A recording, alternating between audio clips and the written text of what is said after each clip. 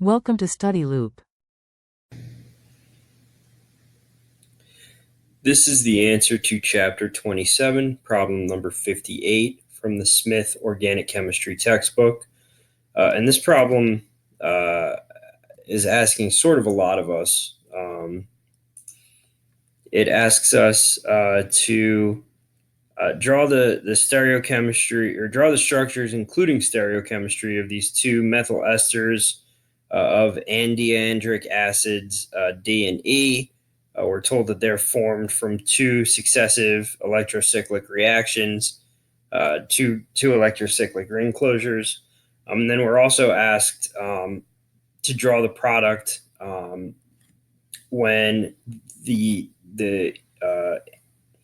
endiandric acid E undergoes an intramolecular 4+2 cycloaddition to form the methyl ester of endiandric acid A. And we're asked to propose a structure for that as well. So the first thing that I did here is I redrew this so that it's much easier to see how this first electrocyclic reaction can take place. And it does look like I omitted some double bonds here, so don't forget them.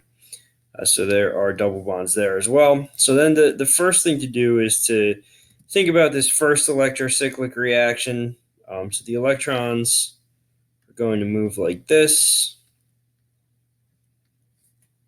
So that's our first ring closure. There are 4 pi bonds taking part, in this ring closure.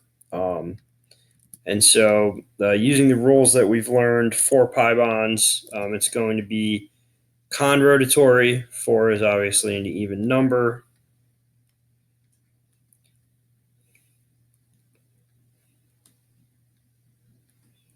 So, right. So we now have a closed ring here. And the stereochemistry at these two positions, like I said, it's going to be conrotatory.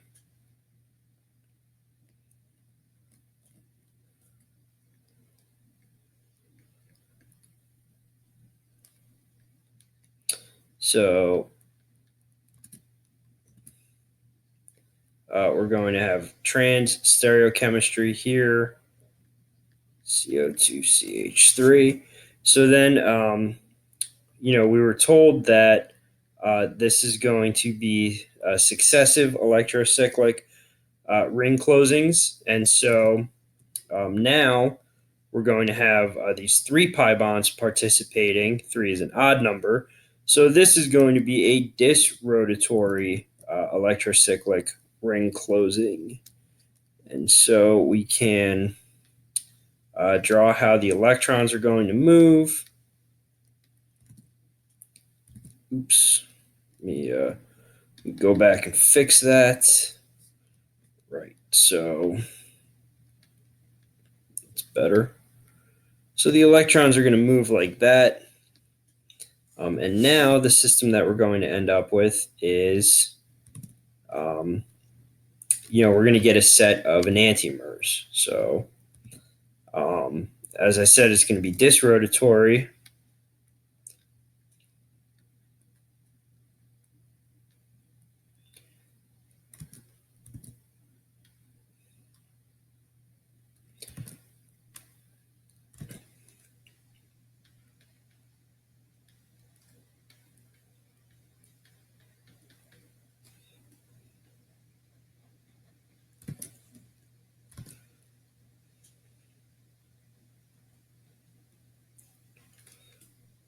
Oof, that's ugly.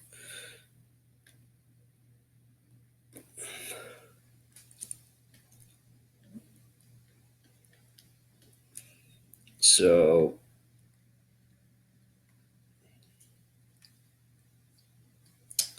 damn it.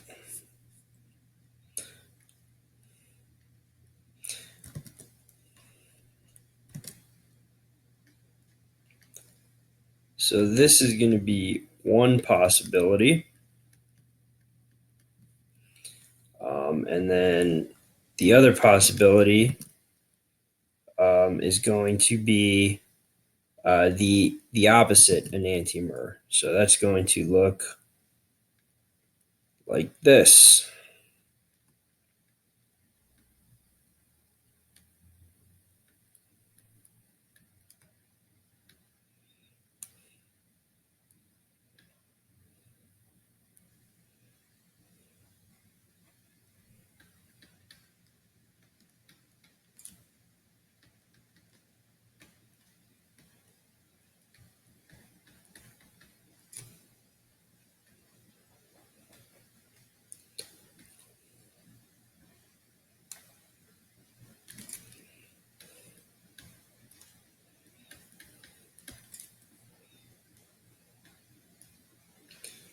So this is going to be the endiandric acid E. This is going to be endiandric acid D. And then part B of this problem is asking us, well, it tells us that E can undergo the intramolecular cycloaddition. So we can take a look at E, and we can redraw it in such a way that we can maybe see a little better how this is possible. And so we'll go ahead and redraw E down here like this.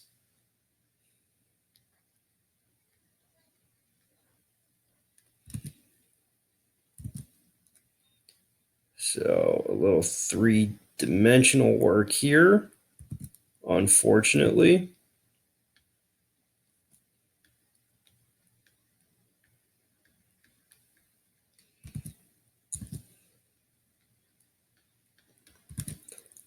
Allows us to see if our double bonds are there and there.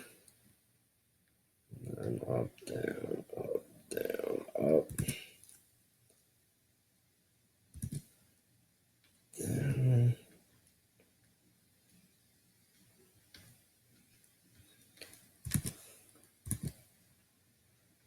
And our two double bonds are there. So let's mark it out. So these double bonds will be our diene. And this double bond will be our dienophile.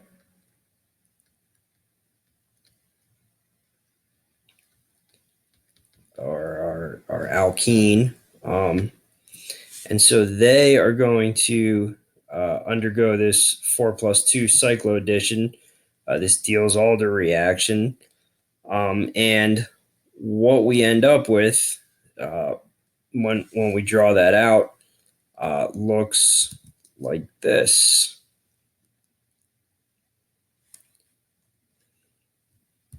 So this is a fairly complex molecule.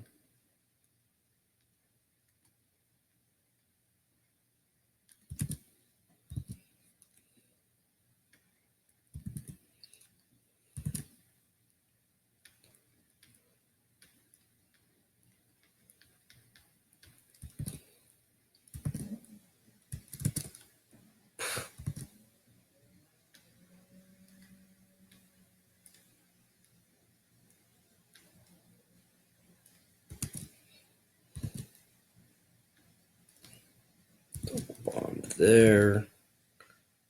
Stereochemistry on that hydrogen.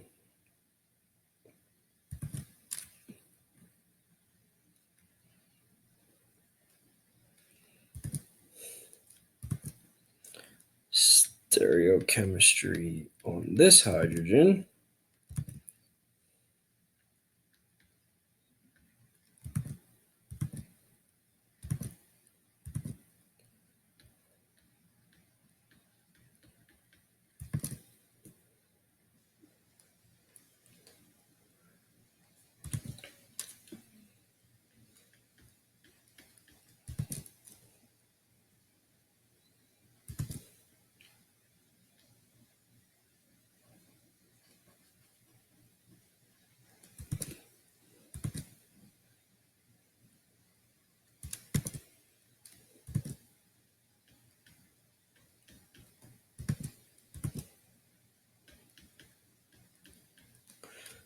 those two hydrogens are both dashed.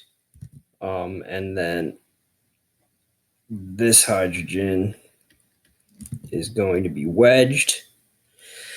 And so that is the structure of endiandric acid A, the methyl ester. So if it was just endiandric acid A, this methyl ester here would just be a free CO, a free carboxylic acid.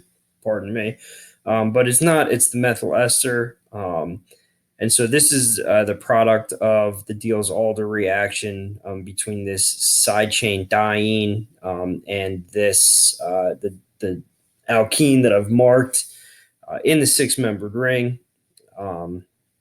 Yeah. And so that is the answer to chapter 27, problem number 58.